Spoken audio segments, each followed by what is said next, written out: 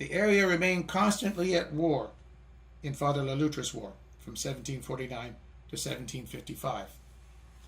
As Father Le Loutre himself said in writing to the French Minister of Marine, as we can't openly expose or attack the English ventures, I think that we cannot do better than to incite the Indians to continue warring on the English. My plan is to persuade the Indians to send word to the English that they will not permit new settlements to be made in Acadia. I shall do my best to make it look to the English that this plan comes from the Indians and that I had no part in it.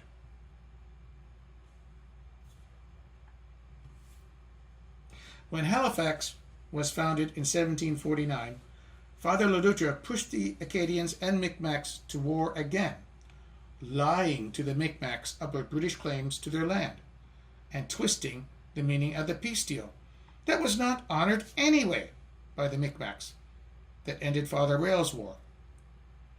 He further armed the Micmacs and paid them for English scalps. He threatened excommunication for any Acadian or Micmac who would not agree to fight the English. That was a very big threat to Catholics at that time. Most Micmacs were Catholic. The main leaders of the French side were Joseph Broussard of the Acadians and Francis Cope of the Micmacs. Dartmouth was attacked, and 6 men who were out chopping wood were murdered and scalped on September 24, 1749. This was the first raid of 8 on Dartmouth. 4 attacks were also made on Halifax during this war. On November 27, 1749, 300 Micmacs, Malecite, and Acadians attacked Fort Beauséjour, which was just recently re-established after the founding of Halifax. It was in the same spot as the previous small fort at Horton Landing, but slightly upgraded with Fort Mohawk as blockhouse in it. The garrison was under the command of Captain Hanfield, who had about 70 troops of the 40th Regiment of Foot. The Micmacs killed the first sentries of the fort, although the defenders held. The Micmacs then captured Lieutenant John Hamilton and 18 English soldiers who were on patrol near the fort. The Micmacs and Acadians made several attacks over the next week to take the fort, but without success. Then they gave up and left with the prisoners. Gorham's Rangers then arrived to relieve the fort, but the French had already left. The English prisoners were held prisoner for several years this time, before being ransomed.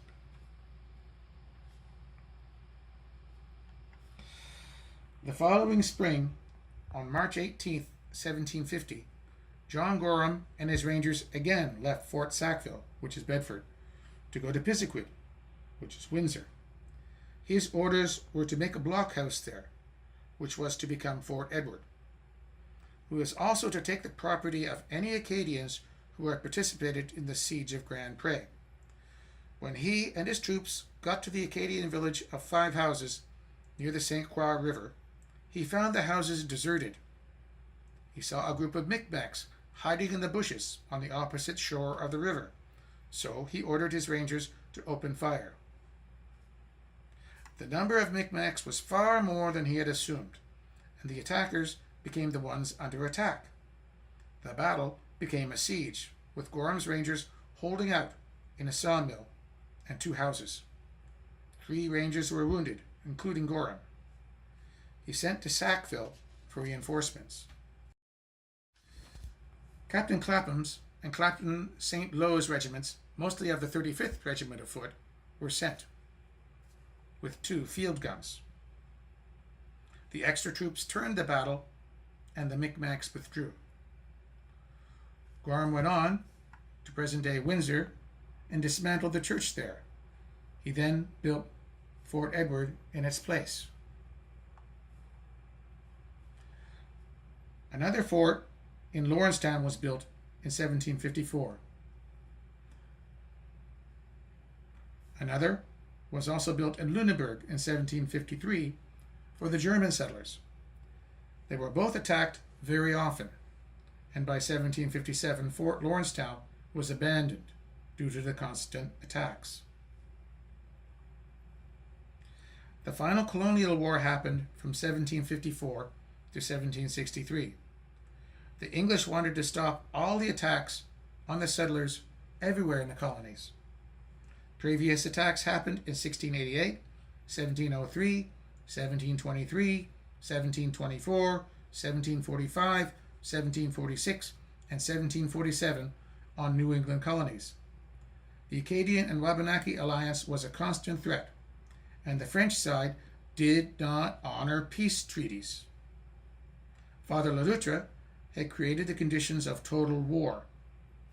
That meant that even civilians were to be targeted.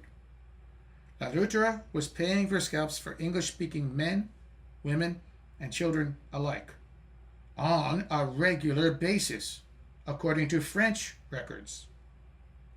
The Acadians were supplying housing, supplying intelligence, and actively fighting the British.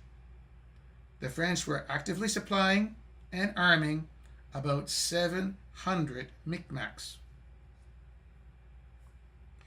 Since Louisbourg's return to the French in 1748, the Acadians were actively supplying this fortress too. The supply to the enemy and the attacks had to be stopped. This would lead to the Bay of Fundy campaign to expel the Acadians. The actions would begin at Fort Beauséjour. In August 1750, Charles Lawrence was transferred from the 45th Regiment of Foot to take over as colonel of the 40th Regiment of Foot. He defeated a larger force of Micmacs led by Le Loutre at the Micmacs River. That fall, he had Fort Lawrence built on the ruins of the earlier French Fort Beauséjour, facing the new French Fort Beauséjour. This would result in a 15-month-long battle, although there were relative periods of peace, where both sides exchanged their deserters back to their original garrisons for punishment. In 1751, 6 British soldiers were caught in Grand Pre for desertion. 5 were executed.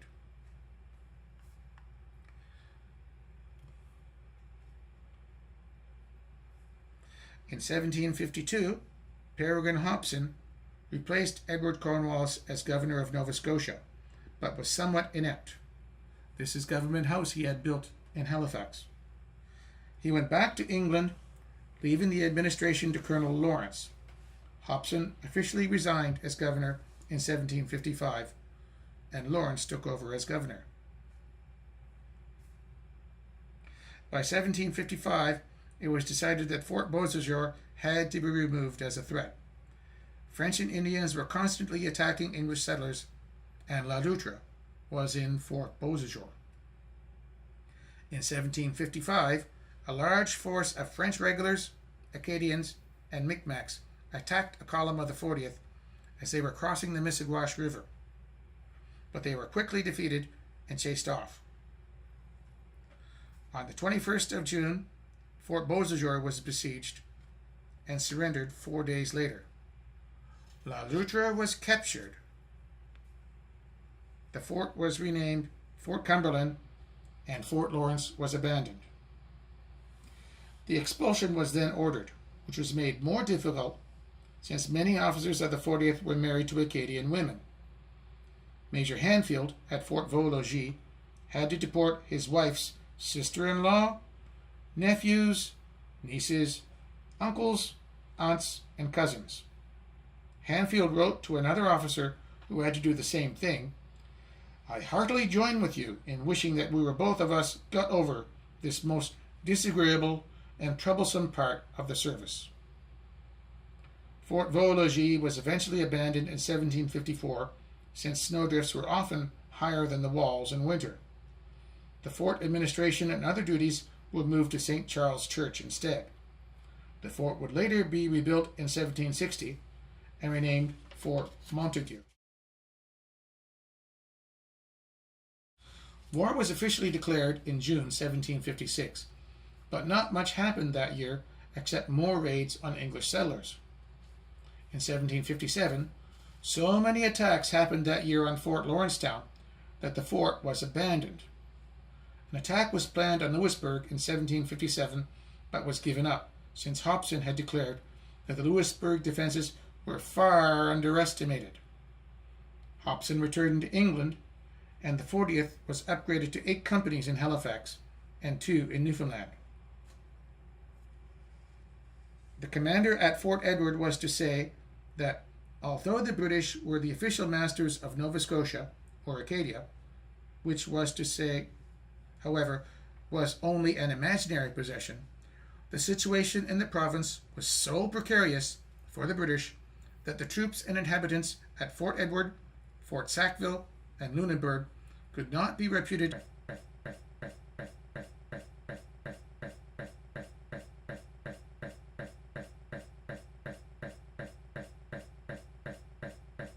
and scalped. Joseph Broussard and his mixed Acadian and Micmac forces were very active in further attacks on all English settlements, making more attacks on Annapolis Royal, Halifax, Canso, and Dartmouth. The Acadians, on September 4, 1755, following the fall of Fort Beauséjour, 200 English troops advanced into the Miramichi area and ran into an ambush. 60 British troops were caught along the wrong side of the river when 120 Acadians and Micmacs, under the command of Charles Deschamps de Boishebert, the fellow in the armor suit before, attacked them. The other British troops tried to help but were driven away, and the British force retreated, losing 22 dead. A wood-gathering party was ambushed outside Fort Moncton. It was French Fort Gaspereau before it was renamed, in 1757, and they were scalped. Fort Cumberland was attacked, and 2 more British men were scalped. 2 more were taken prisoner. On July 20th, 1757, Micmacs killed 23 of Gorham's Rangers and captured 2 outside Fort Cumberland.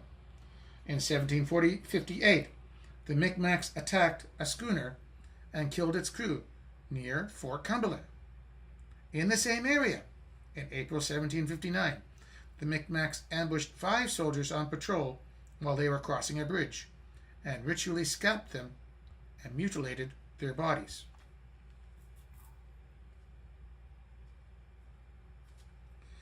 In late September 1758, Sable Island was taken by the British, and the Acadians there were imprisoned on George's Island in Halifax Harbor until they were deported. 12,000 Acadians were deported over a 6-year period. About 7,000 were deported by the British, while 5,000 of them self-deported under the leadership of Joseph Broussard. They moved to northern New Brunswick, although some would eventually go to France and to Louisiana to become the Cajuns. On June 8, 1758, Major General Amherst, Brigadier General James Wolfe, and Admiral Boscawen attacked and made siege to the fortress of Louisbourg. After about a month, the fortress fell, and the order was made to the British engineers to leave no 2 stones standing, and the fortress was eventually totally demolished. The French garrison was sent to England as prisoners, and the civilians were deported. A relief effort to save the Louisbourg garrison was sent by the French from Quebec, which was stopped by the forces of Captain Donahoe. He was later captured by the Micmacs. He was tortured, murdered, his blood was drunk, and his internal organs were eaten, in view of the depressed British garrison of the fortress, to further damage their morale. The drive on New York by French General Montcalm from the French fortress of Quebec was halted as they needed to remain there to defend their last fortress. This attack came in 1759, and in the Battle of the Plains of Abraham, both generals, Wolfe and Montcalm, were killed. After this British victory, General Amherst went on to take Montreal in 1760, and a small fort at Michilimackinac later. French power and influence was over.